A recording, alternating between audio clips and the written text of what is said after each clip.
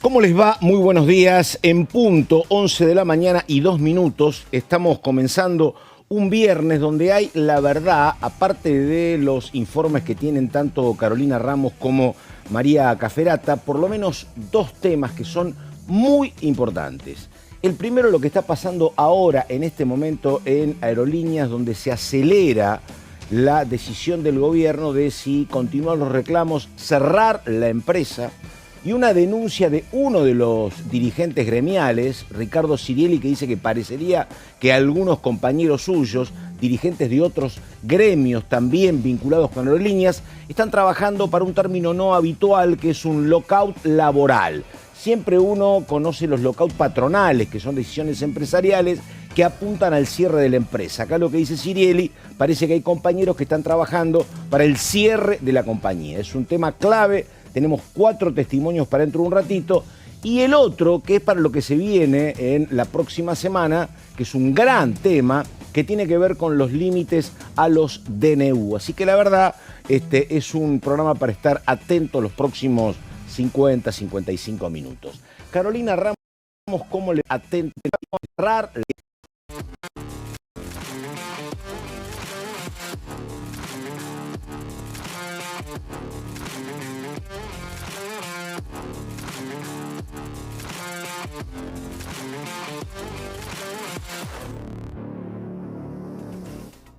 ¿Cómo les va? Muy buenos días. En punto, 11 de la mañana y 2 minutos. Estamos comenzando un viernes donde hay, la verdad, aparte de los informes que tienen tanto Carolina Ramos como María Cafferata, por lo menos dos temas que son muy importantes. El primero, lo que está pasando ahora, en este momento, en Aerolíneas, donde se acelera la decisión del gobierno de si continuar los reclamos, cerrar la empresa, y una denuncia de uno de los dirigentes gremiales, Ricardo Sirielli, que dice que parecería que algunos compañeros suyos, dirigentes de otros gremios también vinculados con Aerolíneas, están trabajando para un término no habitual, que es un lockout laboral.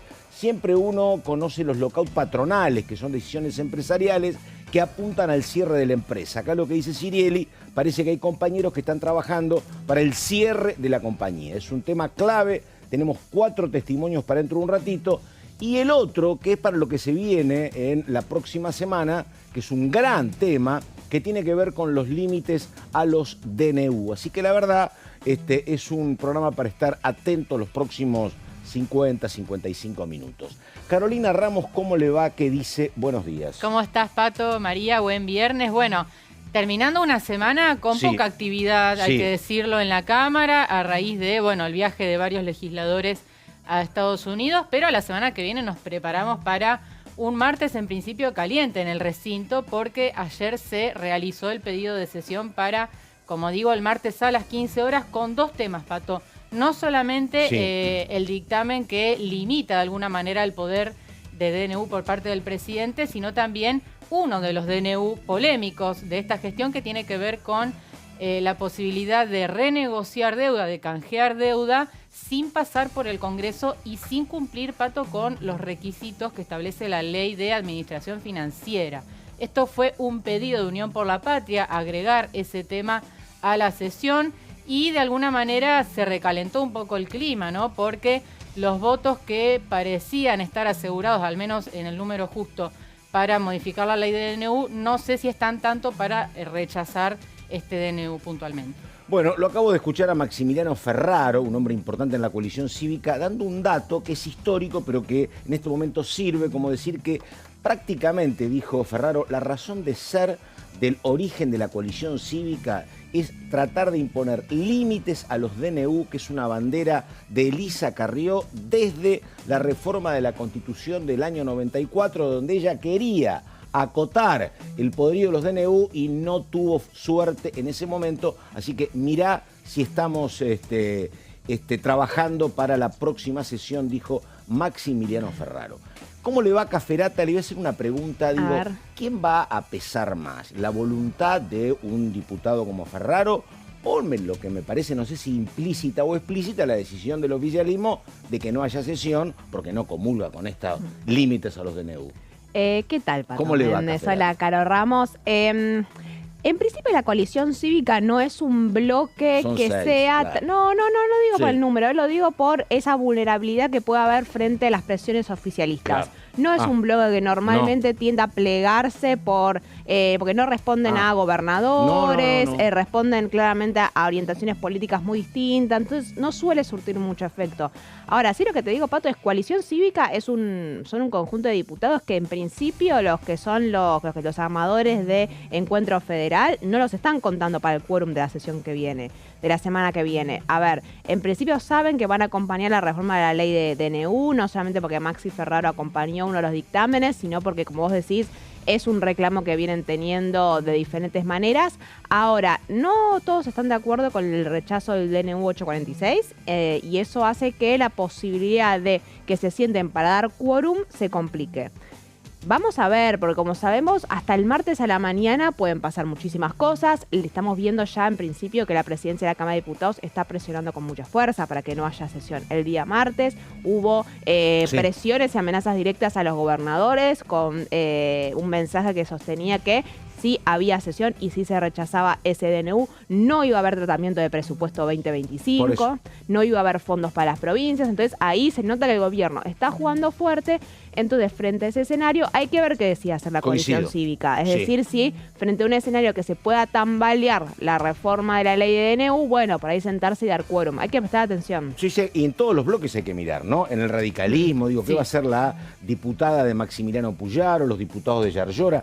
¿Qué van a hacer catamarqueños, sanjuaninos y ainda más del propio peronismo, no? Sí, porque de pronto, no sé, el gobernador de La Pampa, digo, si llama, digo, me parece que si hay plata en juego siempre es más complicado, pero bueno. Ahí, a ver, ningún bloque es invulnerable ante las presiones. Inmune a lo que pasa con los gobernadores. Sí, no están todos blindados frente, y menos los bloques que tienen representación de gobernadores. Ahora, en Unión por la Patria, en principio, te dicen que están casi todos firmes, los excepto... 99, sí, no los 99, sino por ahí tal vez 97, 98, tal vez hay una ausencia de un catamarqueño, pero el núcleo del impulso de la ley va a estar ahí presente.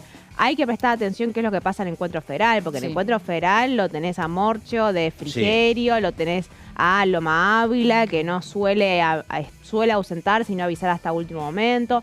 Ahí la tenés también a ver lo que va a hacer el propio Miguel Ángel Pichetto. Sí, que no firmó el pedido de sesión. Que no firmó el pedido de sesión, es el jefe del bloque que está impulsando toda la reforma y que ya anticipó puertas adentro que no está muy cómodo reformando esta ley. Entonces... Sí. Y puntualmente, María, también la indefinición de dos bloques, que son UCR y PRO. La UCR tiene un dictamen propio con una sola firma de Karina Banfi para modificar la ley de DNU, pero claramente no están al frente de esta iniciativa, entonces todavía no han tomado una definición como bloque, y el PRO en una posición incomodísima, Pato, porque, bueno, históricamente han promovido una reforma de la ley, ya pasaron muchos años desde que se sancionó esta norma, y eso choca un poco con el ánimo colaborativo para con el gobierno de Milei. Y vamos enseguida a los testimonios por el tema aerolíneas, pero digo, tampoco es sencillo el dilema para los gobernadores de provincias que tienen, representantes provinciales. Hablo de Río Negro, hablo de Misiones, hablo de Salta. ¿Por qué? Porque el tema aerolíneas, particularmente para ellos, es muy sensible. Digo, la verdad, para ellos perder la línea de bandera es mucho más complicado que para otros gobernadores. Digo, no sé qué es lo que estar hablando con ellos, ¿no? Porque me contaban representantes de esas provincias que puede ser una cuestión muy difícil, Básicamente Río Negro, Misiones, Chubut, Santa Cruz, muy complicado, pero bueno. En principio, Innovación Federal, que es el bloque que nuclea a esos gobernadores, no firmó ningún despacho respecto de la privatización de aerolíneas, y hay que ver qué pasa en realidad si el tema llega al recinto, ¿no? Porque creo que el día de hoy va a ser clave en ese sentido, cómo se desenvuelvan las reuniones que están previstas para esta tarde con los gremios, y ver si en definitiva el gobierno va por el lado de la privatización o por el otro lado que es el cierre, ¿no? Bueno, a ver, diga María, ¿querés decir algo? Sí, hacer una aclaración. También recordemos que al día siguiente de la sesión por DNU había cierta expectativa de un sector del PRO y del oficialismo de convocar una sesión que no fue. O sea, ayer nos enteramos y recibimos la convocatoria de la sesión para el día martes para tratar la reforma de la ley de DNU y el DNU 846, pero había expectativa de si iba a salir de parte desde el despacho de Martín Menem otro pedido de sesión para el día siguiente. ¿Qué era esa sesión que estaba pensando el oficialismo? Era para tratar ficha limpia, era para tratar juicio por jurados y era para tratar la privatización de Aerolíneas Argentinas. En principio todo se termina un poco desmoronando porque tenés al oficialismo poroteando votos para evitar que salga la ley de DNU y que salga el rechazo al DNU 846. Pero más allá de eso, tenés una situación que los números para aerolíneas, para privatización de aerolíneas argentinas, no están en el recinto. No, por eso el gobierno impulsa, si no la privatizo, la cierro. Por eso es lo que están anunciando. A ver, vamos primero con el testimonio del vocero de Adorni que decía esto ayer. A ver, y después más voces, dale. Queríamos contarles que por disposición de la Secretaría de Transporte se va a desregular el servicio de rampas en aeropuertos para abrirle el juego a nuevas empresas y terminar con el monopolio de Intercargo. Además, se va a habilitar a las fuerzas de seguridad a explotar en casos de emergencia y de manera temporal y excepcional los servicios aeroportuarios, operacionales y de rampa en general. Esto quiere decir que ningún terrorista sindical podrá tomar de rehén nuevamente un pasajero y arruinarles sus vacaciones, su viaje laboral o su viaje por temas médicos o por cualquier otra razón. O como vimos en el pasado, negarse a hacer su trabajo al retener las valijas de los pasajeros. Esto es un paso más para sepultar el terrorismo sindical que no tuvo pluritos para secuestrar a más de 2.000 personas en 10 aviones. A este gobierno no le tiembla el pulso. No le tembló el pulso para sacarle los privilegios al sindicato de pilotos de Viró y no le tiembla el pulso para sepultar las extorsiones de estos delincuentes. Esto no es ni más ni menos que el fin de Intercargo tal y como lo conocíamos hasta ahora. Ahí está el testimonio del vocero de Adorni. Recordemos que, bueno, hay una cuestión gremial que más o menos se explica así. Ricardo Sirielli es otro referente de APT, en todo caso, de la Asociación del Personal Técnico Aeronáutico, que fue el que ayer salió a cuestionar la dureza y la rigidez de posturas como los trabajadores de Intercargo y también de los pilotos, Y lo que también se explicita es que la conducción de la CGT, más dialoguista, está más cómoda con Sirielli que con la dureza de Viró y otros. A ver, esa también fue la novedad, ¿no? La ruptura del Frente Sindical Aeronáutico que hasta ahora venía negociando de manera conjunta y el gobierno de alguna manera termina rompiéndolo.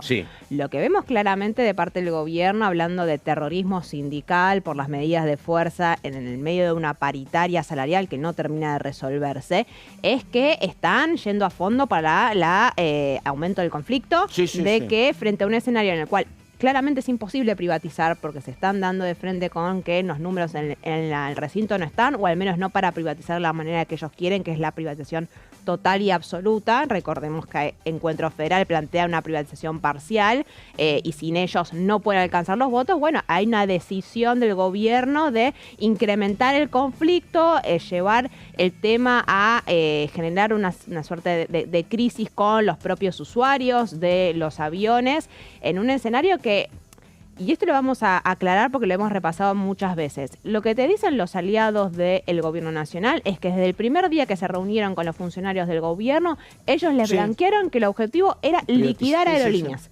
No privatizarla, querían sacársela de encima, ¿no es cierto? Entonces, esto lo dijo el propio Nicolás Massot públicamente en la reunión de comisión y ahora se ve claramente que se está avanzando por el lado de Intercargo, pero que forma parte de un escenario más amplio que es que el gobierno no quiere seguir pagando aerolíneas argentinas. Entonces están viendo qué mecanismos hay. Sí, hoy digo la verdad, lo escuchaba a uno de los delegados de Intercargo y la verdad que la respuesta no fue feliz y hizo un reconocimiento de la medida de fuerza que le impedía bajar a los trabajadores, a los pasajeros. Él explicó que la medida de fuerza obedeció a que había sido despedido un trabajador de Intercargo, que no había podido concurrir a trabajar en la jornada del martes, había sido citado el lunes, dijo, no me pueden cambiar el franco, lo despido, entonces por eso el paro. Ahora, la pregunta de los colegas era, bueno, pero vos deberías haber avisado que estabas de paro en Intercargo, entonces la gente no se subía a los aviones, no dejarlos varados 3 horas porque la medida era intempestiva. Y sorpresivamente dijo, tiene razón, dijo el secretario general de Intercargo. Así que bueno, nada, vamos al segundo testimonio, en este caso el ministro Sturzenegger, dale. Como ustedes saben, esto está enmarcado en un proceso de desregulación que empezó hace un año. Ese proceso de regulación empezó con una desregulación de, sobre todas las cosas, precios de los viajes aéreos. Teníamos una regulación que impedía a las aerolíneas bajar los precios. Teníamos una regulación para que no se pudiera cobrar más barato los vuelos de avión y de rutas, habilitando la posibilidad de que muchas más aerolíneas puedan volar libremente por el país. Ese proceso culmina, yo diría hoy, con esta norma que después le voy a dejar al secretario de Transporte que explique los detalles puntuales, que es la de regulación del área de rampas y los servicios de rampas. Pero quiero sí enfatizar un punto que me parece que es bastante novedoso en lo que estamos haciendo, y es que nosotros tenemos un mercado aerocomercial que tiene un punto que es crítico. Ese punto es Aeroparque. Es decir, tenemos muchos aeropuertos, pero si hay un lugar donde la capacidad tiene que ser usada plenamente es Aeroparque. Y teníamos una situación en Aeroparque donde teníamos posiciones bloqueadas.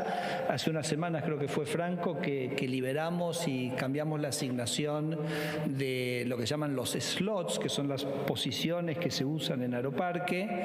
Imagínense la cantidad de puertas multiplicado por la cantidad de horas que tiene en el día, y uno le asigna a una aerolínea una posición puntual en el área, en el aeropuerto. Entonces teníamos que Aerolíneas puntualmente bloqueaba muchos de esos slots, muchos de esos espacios, no dejando que las otras empresas pudieran competir libremente. Eso se cambió hace unas semanas y entonces se le habilitaron los slots correspondientes a las aerolíneas con un sistema de mayor equidad, y lo que se va a hacer ahora es una asignación siguiendo los estándares internacionales en función de movimiento de pasajeros, historia, etcétera, para la asignación de esos slots. Con un aditamento que es que vamos a permitir que las empresas negocien después los slots. O sea, si una empresa le ha sido asignado un slot y no lo va a usar, esa empresa la va a poder vender a otra aerolínea para que asegurarnos que ese slot siempre está ubicado. Eso, por supuesto, es parte de la resolución que ahora va a contar, entre otros puntos, el secretario de Transporte, pero me parece que es una cosa novedosa y que por sobre todas las cosas nos asegura un uso a capacidad plena de Aeroparque, que, como les decía, es el punto crítico de nuestro sistema aerocomercial. Ahora vamos con el secretario de Transportes, Mojeta, que sobre el tema aerolíneas también dice esto. A ver. Es un paso más en la desregulación del transporte en general, del aéreo en particular y muy particularmente de los servicios de rampa, que muchas veces operaba también como un cepo a que nuevas compañías puedan venir a prestar servicios a la Argentina y prestar servicios sobre todo en pequeños aeropuertos del interior del país, porque a veces no era tanto el problema de habilitar las rutas, sobre todo luego de la desregulación que empezamos en este gobierno, sino que ya existía la posibilidad de habilitar rutas, pero no contaban con la posibilidad de tener servicios de rampa, y con esta desregulación o con este último paso ya estamos dando lugar a que nuevos actores del servicio de rampa puedan incorporarse al mercado argentino. Esto empezó con una habilitación a las aerolíneas a prestarse el servicio entre sí, y como paso siguiente quedaba el que estamos dando hoy, que es autorizar a nuevas empresas, aunque no sean líneas aéreas, a poder prestar los servicios en el mercado argentino. Acá esto también está enmarcado, como en cada paso desregulatorio que estamos dando, en el principio de silencio positivo de la administración, es decir, cumplido un cierto tiempo de iniciado el trámite y habiendo habiéndose verificado el cumplimiento de todas las condiciones operativas, técnicas y de seguridad, la habilitación es automática, como también va a ser automática a los 15 años la renovación de los permisos para poder operar los servicios aeroportuarios operacionales y de rampa en general. También los explotadores de aeródromos van a tener la obligación, la instrucción de autorizar según su propio manual de aeródromo y cumplidos los estándares de seguridad operacional, base de operaciones y escala solicitada por los explotadores de los servicios aeroportuarios de rampa, con lo cual se genera también la posibilidad de que aeropuertos, aeródromos pequeños del interior del país puedan contar con estos servicios que, insisto, eran un cepo más, una parte más del diseño macabro que se había generado en la Argentina para que sea una prestación monopólica y no la libre competencia que hoy se está promoviendo con esta norma. Además, también como un paso, y lo mencionaba Federico a nivel general, pero particularmente lo estamos desregulando para el servicio de rampa, todo el cuadro tarifario, se está desregulando tarifas, que era, insisto, otro cepo más que existía para la libre competencia de los actores.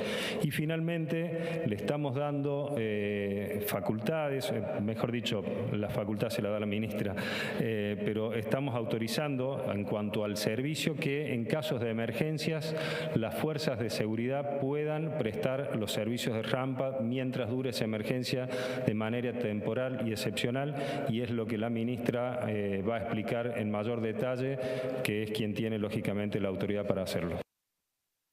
Bueno, ahí está. Todo esto en el medio, estaba explicando Ramos, de más reuniones en el día de hoy, ¿no? Sí. Hay reuniones viendo cómo esto se define. Sí, porque se suponía que los gremios tenían que llevar un plan de acción, Sí, ¿no? sí. Respecto de cómo resolver el conflicto.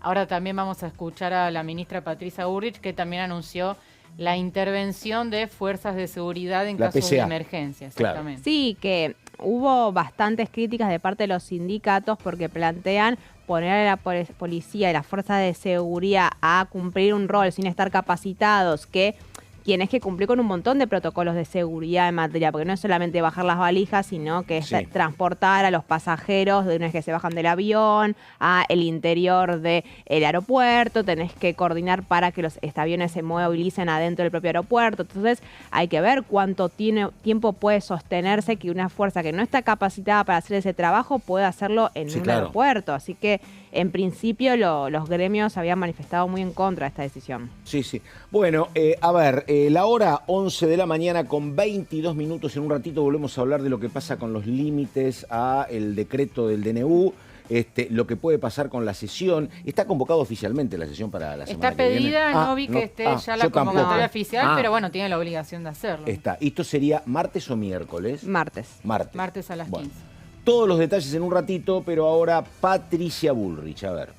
Estoy instruyendo, por orden del presidente de la Nación, a la Policía de Seguridad Aeroportuaria y supletoriamente al resto de las Fuerzas Federales de Seguridad a descargar de manera inmediata el equipaje de las aeronaves detenidas en el Aeroparque Metropolitano Jorge Newbery, las maletas que están en las bodegas, mientras dure la actuación excepcional motivada por esta huelga brutal, salvaje de los operadores de plataforma o de los servicios de rampa de la empresa Intercargo. Esta resolución entra en vigencia desde el momento en que ha sido comunicado el director nacional de la Policía de Seguridad Aeroportuaria, así que en pocos minutos ya estarán bajando el equipaje que está dentro de las aeronaves que no permiten que la gente se vaya del aeropuerto con sus valijas. Si esto sucediese en algún otro aeropuerto, esto también se extiende. Por ahora, como bien dijo el ministro Sturzenegger, está sucediendo fundamentalmente en el aeropuerto Jorge Newbery. nosotros vamos a trabajar de manera rápida y efectiva para que la gente pueda salir. El día de ayer fue uno de los peores días que tuvimos en la historia aeroportuaria de nuestro país. Bajamos 18 personas en ambulancias, con todo tipo de problemas de ataques de nervios, problemas de desmayos, problemas de hipertensión, enfermos de leucemia con crisis nerviosa. Fue una situación absolutamente extrema. Abandono de persona. Presentamos una denuncia penal porque abandonar a las personas adentro de aviones con un calor extremo, gente que sufrió situaciones terribles. Así que por eso ahora hemos tomado esta decisión y ya están en el aeropuerto Jorge Newbery la Policía de Seguridad Aeroportuaria con los micros preparados, con todo preparado para sacar las valijas de las bodegas ya. Y también está la Prefectura Naval como fuerza de resguardo. En el aeropuerto de Seiza está la Policía de Seguridad Aeroportuaria y también la Gendarmería Nacional. Vamos a hacer todo lo que sea para liberar a 46 millones de argentinos que pagan a los empleados de Intercargo sus sueldos, que pagan a todos aquellos que trabajan en empresas del Estado, que le pagan sus sueldos y que le hacen la vida imposible. Acá se acabó y como siempre decimos, el que las hace las paga y esta vez la van a pagar. Bueno, un tema importante que quiero conversar tanto con María Cafferata como con Caro Ramos, que habrá que ver cómo evoluciona esto, porque recién decía Caro que hay reuniones y debería haber una propuesta por parte de los trabajadores. Pero está claro que por lo menos hasta acá, otra vez el escenario político es el gobierno como exclusivo señor de ese escenario, peleándose con los dirigentes gremiales y una total ausencia de la oposición. La oposición no aparece, ¿no? Y es un lugar complicado. ¿Qué es lo que vas a decir?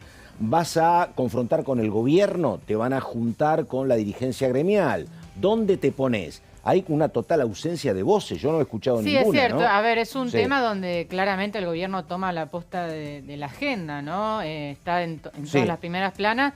Y es un tema que también calza perfecto con el relato de las mafias sindicales, ¿no? Absolutamente. Sí, en principio hasta ahora, más allá del peronismo que ha tenido claramente una postura muy fuerte en contra de, y muy alineados también con los sindicatos, si pensamos en los sectores más del medio, que a veces juegan con el gobierno, a veces juegan más fuertemente opositores, la línea claramente y las voces son de defensa de aerolíneas, ¿no? Sí, exactamente. Que tiene que ver con no aprovechar esta profundización del conflicto que está llevando a cabo el gobierno para avanzar con la privatización. Al menos eso fue lo que se percibió muy claramente en el debate en comisión, ¿no? Que había mucha insistencia respecto a algunos diputados de Encuentro Federal, por ejemplo, y tal vez algunos de los más opositores del radicalismo, de reclamarle a veces a los funcionarios de no por no poder resolver un conflicto paritario, vayamos a la privatización de la empresa, ¿no? De un poco la recriminación de quieren resolver las paritarias a través de este debate.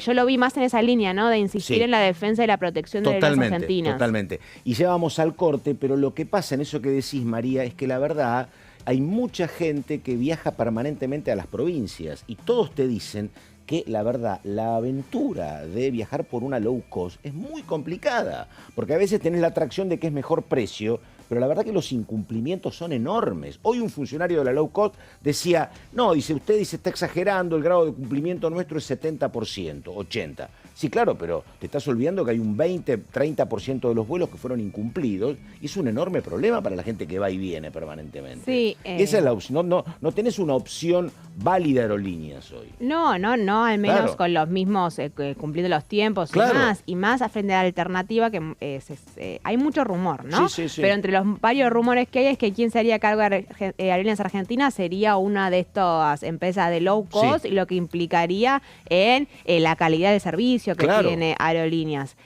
Bueno, sí, vos hablás de las provincias, hay que ver qué hace Innovación Federal. Me parece que por cómo está el escenario ahora, al menos no nos vamos a enterar, porque no veo al gobierno llevando el tema del recinto sin estar seguro de tener los números, y hoy esos números no están. Entonces, habla a las claras de que hay un debate que no pudo darse en el Congreso por falta de números y que se está dando fundamentalmente del aspecto simbólico, se nota, ¿no? Y de la disputa mediática de la guerra contra los sindicatos y la posibilidad de resolver la situación de otra manera.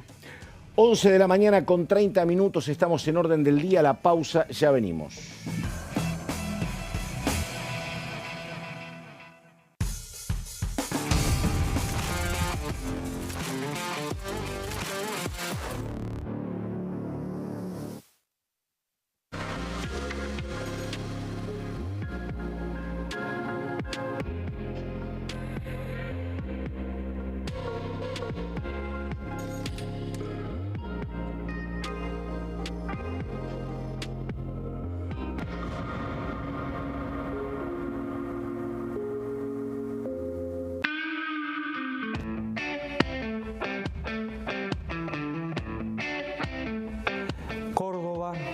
Patagonia, Buenos Aires.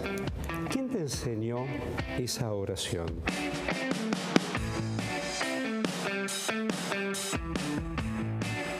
¿Cómo se piensa desde el Congreso, incluso en diferentes fuerzas, o integrar diferentes comisiones, cómo se piensa la inclusión?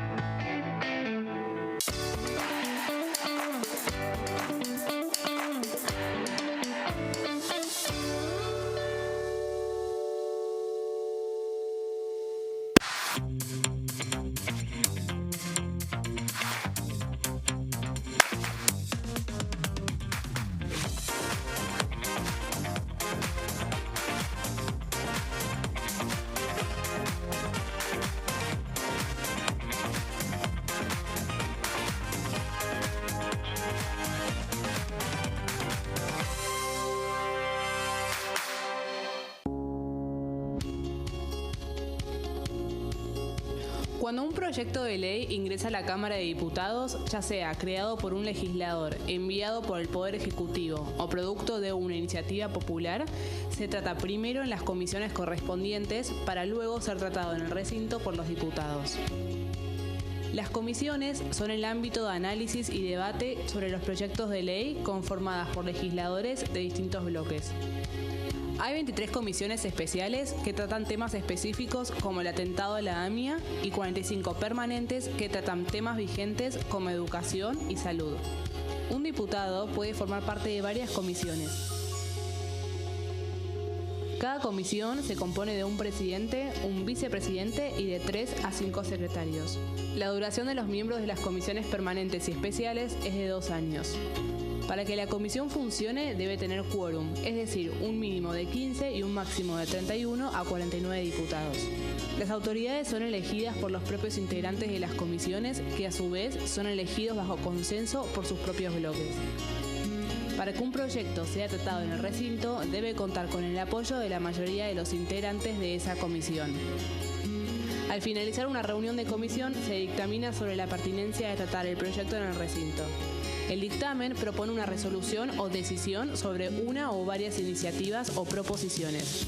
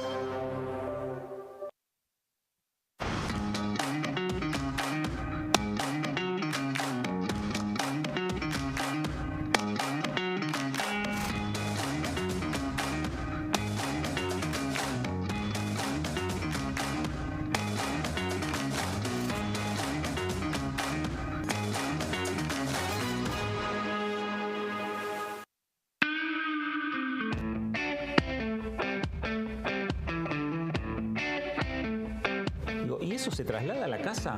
Cuando Karina Banfi se va del Congreso, se va a su casa, ¿cómo es?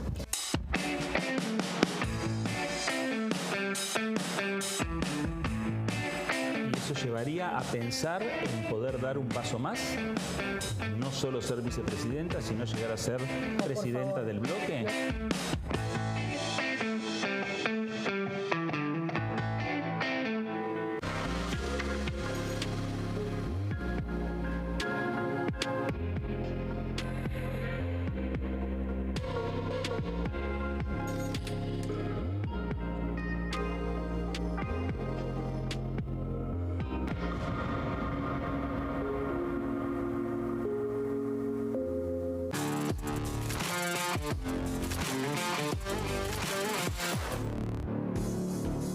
Bueno, a ver, enseguida estamos con Carolina Ramos y las placas sobre derechos humanos y garantías, pero digamos antes, recordemos brevemente, si hay sesión el martes es una sesión muy importante, una finalísima, digo, ¿no? Porque si la oposición consigue quórum para sesionar, bueno, es un tema complicado, los límites al DNU, me imagino que vendría el veto del Ejecutivo. Y si logra el oficialismo que no haya quórum, también es una victoria importante, ¿no? Absolutamente, todas las miradas puestas en el martes. A ver, si ya había presiones para que la oposición no lograra modificar la ley 26.122, ahora sumando el DNU 846, las presiones se recrudecen. Por supuesto, en el medio está el presupuesto y este es un poco el mensaje que baja el oficialismo, ¿no? Los gobernadores deberían respetar o cumplir con la estrategia financiera del gobierno. Ojo que pase con el presupuesto. Así que creo que eso mete una cuña en lo que es el debate, ¿no? Viene Carolina Ramos, vos querés decir algo. Esto es algo que conversábamos un poco con Caro fuera del aire, ¿no?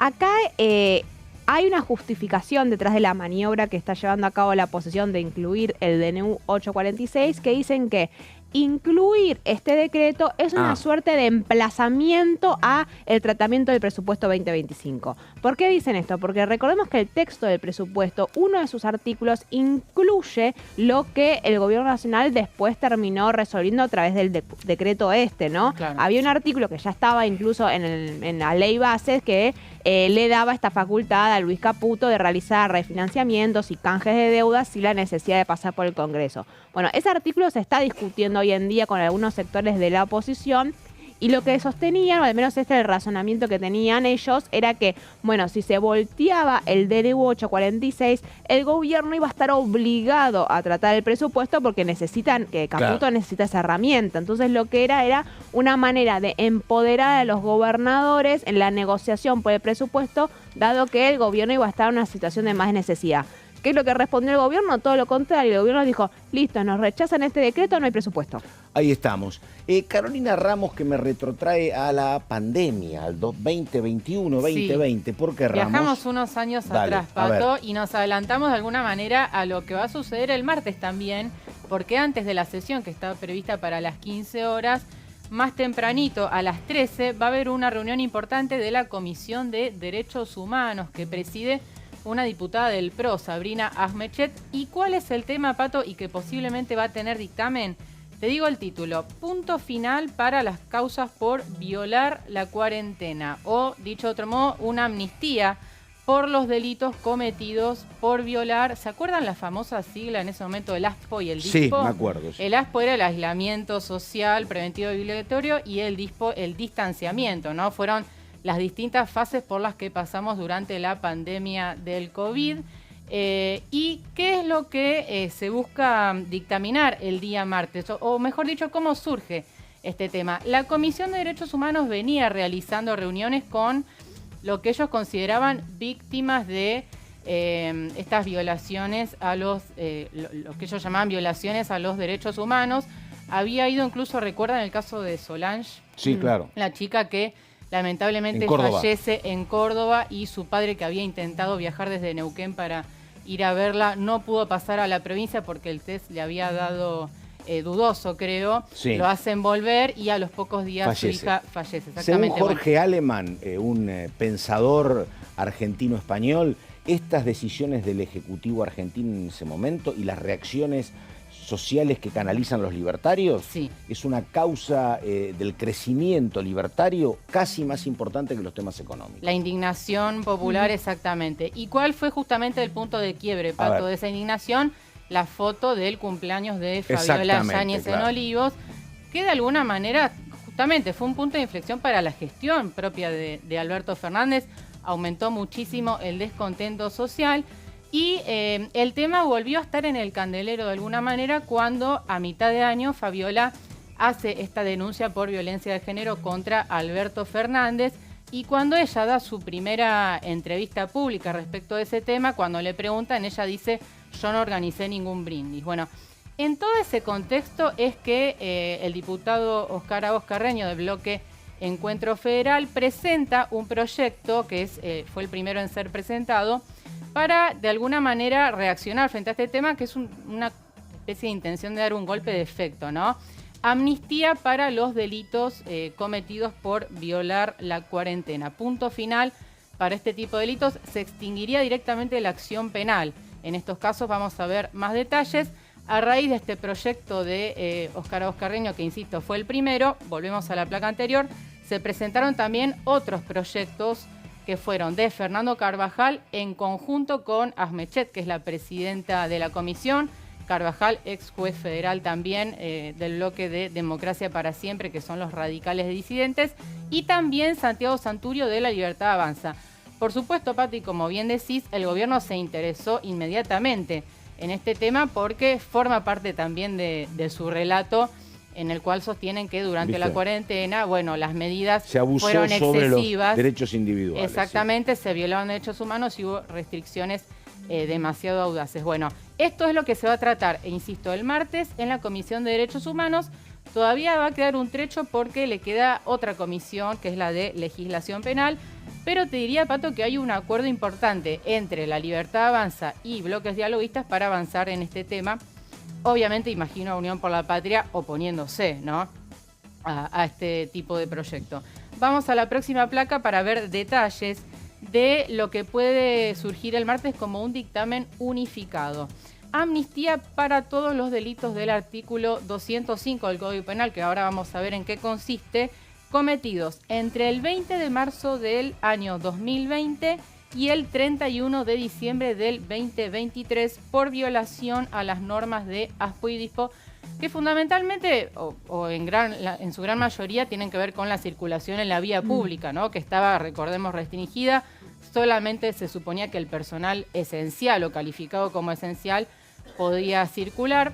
De hecho, en lo que fue la primera etapa de la pandemia, donde estaba esa pavada que si salías en bicicleta a comprar algún repuesto en la ferretería estabas exceptuado. Sí, cuando voy hacia el supermercado también. Exactamente, sí. Sí, es cierto. Yo iba a la ferretería todo el día. Bueno, nosotros, el periodismo era personal esencial, así que podíamos circular, exactamente. En la primera etapa de estas medidas, que fue la etapa más dura en materia de cuarentena, bueno, se dice, o los datos indican que hubo más de 50.000 causas abiertas por este tipo de violaciones a las normas. Entonces, lo que se busca justamente es darle amnistía, darle comillas, perdón a esas personas para que no tengan que afrontar procesos penales.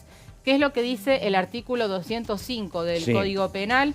Prisión de 6 meses a 2 años, o sea, excarcelable, por violar medidas adoptadas por las autoridades competentes para impedir la introducción o propagación de una epidemia, que es el artículo que calza justo para lo que vivimos en la pandemia. Y además, la amnistía no solamente por estos delitos, sino que se amplía, y vamos a la próxima placa, si concurren los delitos de intimidación o uso de la fuerza contra un funcionario público y resistencia o desobediencia a la autoridad. Es decir, que si estos delitos se dan en simultáneo con el delito de violar las normas por la pandemia, también van a tener este perdón o esta amnistía. Última placa y tengo una pregunta. A ver, Ramos, dale. Pregunta fundamental. Vamos a la próxima. Nadie podrá ser interrogado, investigado o citado a comparecer por estos delitos. O sea, como decía, se extingue la acción penal y los funcionarios públicos en ejercicio de sus funciones quedan exceptuados de esta amnistía. Perdóname, antes de Caferata, la causa que se inicia contra Fabiola y contra Alberto Fernández por la foto,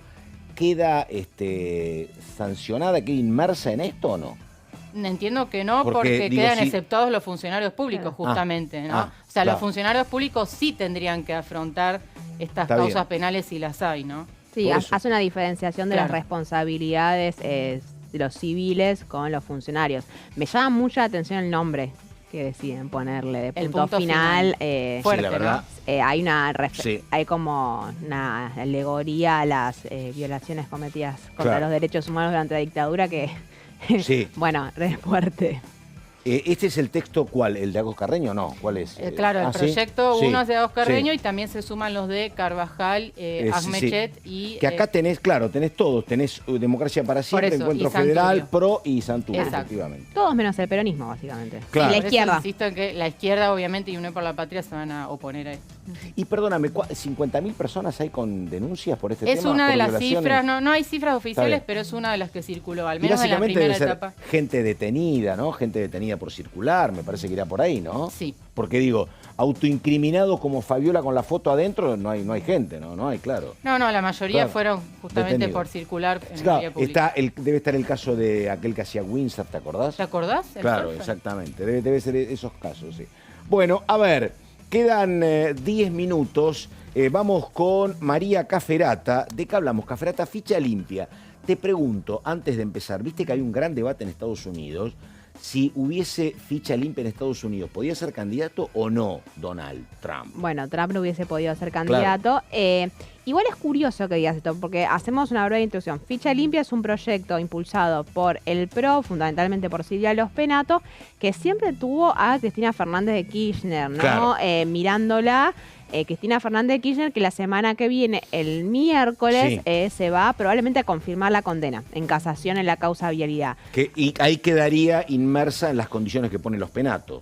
Dos sanciones, estás impedida de ser candidata. Pero bueno, el efecto Trump, el efecto del triunfo de Trump, tuvo un impacto político en la Argentina, porque no es solamente Javier Milei el que se ve reflejado en el propio Trump por la coincidencia política, ideológica y cultural que hay entre los dos mandatarios, sino la misma Cristina Fernández de Kirchner, que observa que, bueno, ahora que estamos hablando de posibles candidaturas, estamos muy cerca de las elecciones legislativas del año que viene, bueno, es el fenómeno que en Estados Unidos un presidente que fue derrotado electoralmente, fue condenado en más de una causa, fue electo presidente de los Estados Unidos y de una manera arrasadora, porque no es que ganó solamente algunos estados claves y por eso terminó siendo presidente, ganó también la cantidad de votos. ¿Alguna causa abierta por el intento de copamiento del Capitolio debe haber también? Por eso. Entonces, y también con mayoría en la Corte Suprema y con mayoría en las dos cámaras. Entonces, bueno, ahí todos están viendo un poco reflejados en Trump, no solamente Milei. Me hizo acordar lo que dijiste. Ahora, ¿cuál era el objetivo? Ahora, repasemos qué es ficha limpia y después te digo la maniobra que habían estado pensando para la semana que viene. Había tenido el dictamen de Silvia Lospenato, que es la impulsora fundamental de este proyecto de ficha limpia, que lo que busca hacer básicamente es que las personas condenadas por delitos de corrupción no puedan presentarse a ninguna lista electiva. Tenía el acompañamiento del PRO, de la Libertad Avanza, de algunos sectores de la Unión Cívica Radical y de la Coalición Cívica y del bloque Creo. Ahora, ¿qué es lo que sostiene el proyecto? Creo es Amodeo, perdónenme. Sí, Paula Amodeo.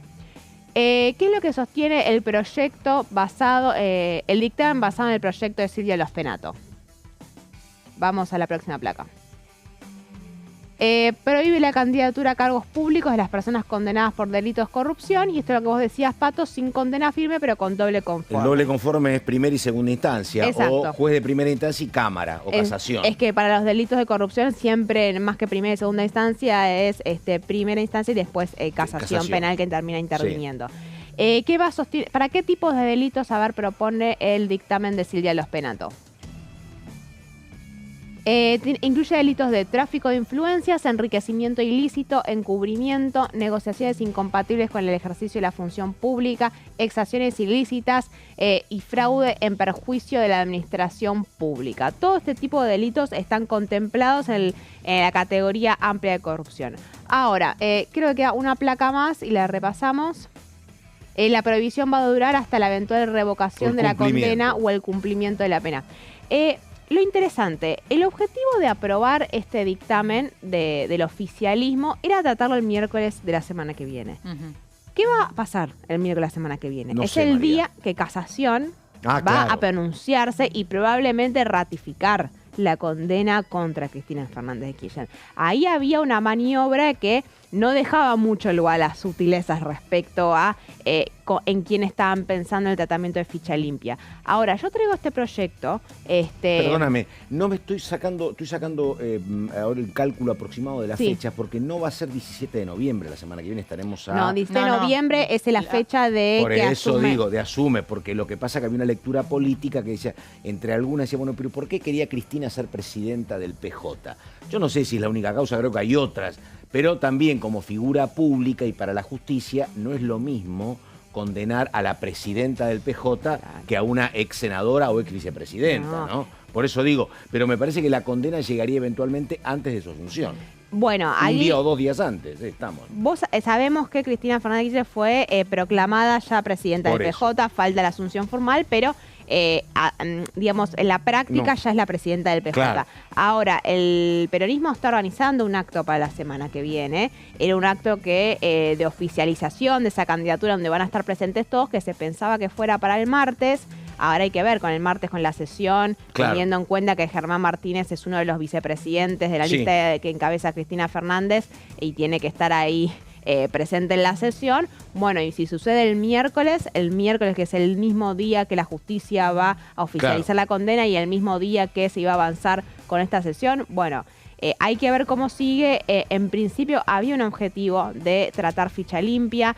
¿Recuerdan que hablamos hace varias semanas de por qué no había estado? ¿Al gobierno le importa ficha limpia? Más de Libertad Avanza. En realidad se cuelga de alguna manera de una agenda que era más del PRO, ¿no? Si me das tanto, le dice al PRO, yo te acompaño en esta, ¿no? ¿Recordás días atrás, meses atrás, cuando Ritondo le fue al gobierno con un listado de los temas que ellos querían meter en la agenda? Bueno, uno de los temas era justamente ficha limpia, otro boleta única que ya salió. Y ficha limpia, yo tengo dudas respecto de que se pueda tratar el año que viene, porque claro, es una modificación en el Código Electoral, con lo cual no sé si se podría en un mismo año electoral sancionar este tipo de ley. Es ahora o nunca. Bueno, en principio pero no es lo mismo tener la media sanción en este momento. Claro. Porque de vuelta la especulación sí es a la que principalmente afectaría sería Cristina Fernández de Kirchner, porque es la que probablemente vaya a tener va a cumplir con el tic del doble conforme. Bueno, sí, para las elecciones del año que viene probablemente pueda candidatearse. Hay que ver qué pasa con el 2027. Y agregando a ver cómo se modifica el Senado a partir de las elecciones del año que viene, ¿no? Porque sabemos que hoy el escenario es muy complicado para la Libertad Avanza y para el PRO para avanzar en una iniciativa de este sentido. Entonces, más allá de que no pueda terminar el trámite parlamentario este año, yo no sé si lo hubiese podido hacer por un tema de los números, simplemente. Sí, pero es muy interesante esto que dice Caferata, a ver, lo que vos decís, María, es la magnitud de la victoria, la cantidad de votos que sumó Donald Trump, que le sacó como 5 millones de votos, que por primera vez gana en la cantidad de delegados y en la cantidad de votos, a diferencia de lo que pasaba con Hillary Clinton y demás. Digo, me parece que la magnitud de la victoria hace que toda la cuestión legal pierda fortaleza, me parece, ¿no? Sí, pierda fortaleza en el sentido de hasta qué punto te limita respecto a la posibilidad de una candidatura. Ahora, una cosa es la limitación social o de la censura que puedes tener, y otra es la limitación legal que literalmente no te permite candidatearte. Si tenés licencia social, lo legal pasa a un segundo plano, me parece. Es discutible, pero me parece que... pero me parece que es así. A ver, a la práctica, si tenés una ley que dice que no te puedes candidatear, no te puedes candidatear. No, exactamente. Pero sí, está. Yo lo que digo es que acá me parece que la contundencia del triunfo de Trump hace que lo que se imaginaban como barreras legales pierdan peso específico, me parece. Sí, y también cómo presiona la propia justicia, porque sabemos que la justicia tiene tiempos políticos también, ¿no es cierto? Entonces, a la expectativa de que la Corte Suprema también tiene que expedirse, ¿no es cierto? El trámite sigue después de casación. Bueno, vos lo decías, no es lo mismo condenar a Cristina Fernández de Kirchner siendo expresidenta claro. que siendo la principal referenta y jefa de la oposición. Ustedes que son dos periodistas muy atentas, ¿cómo se pinchó el tema de la Corte, me parece, ¿no? ¿O no se pinchó tanto? Bueno, ya quedan 15 días para Lijo y García Mansilla. Sí, siempre, a ver, los dictámenes están listos para ser firmados y lo que te dicen en el Pero con eso me tenés desde Por eso, junio me tenés, Ramos. Lo que dicen el oficialismo en el Senado es, nos faltan poquitas firmas. Decían que estaba más complicado García Mansilla en realidad que el Hijo, pero la verdad es que no hubo ninguna novedad. Incluso el gobierno está promoviendo los pliegos de un centenar de jueces más, aparte de los jueces de la Corte. Así que, y la iniciativa de ampliar la Corte también es otra cosa que se diluyó, ¿no? Yo cada vez estoy más convencido que el gobierno impectore dice, escúchame, tenemos 7 senadores, 35... Con haber 6 sacado, ahora, por porque eso, perdieron a con haber Pastrana. sacado la ley bases, ya todo lo otro me parece... Sí, tienen un montón de cuestiones pendientes. Van a tratar de evitar los límites al DNU, pero me parece que... Me dicen que nos tenemos que ir ya, porque nos están echando. Ya enseguida la continuidad. María Caferata, muchísimas gracias. Buen fin de semana, Pato. Carolina Ramos, muchas gracias. Enseguida la continuidad de DTV. Buenos días.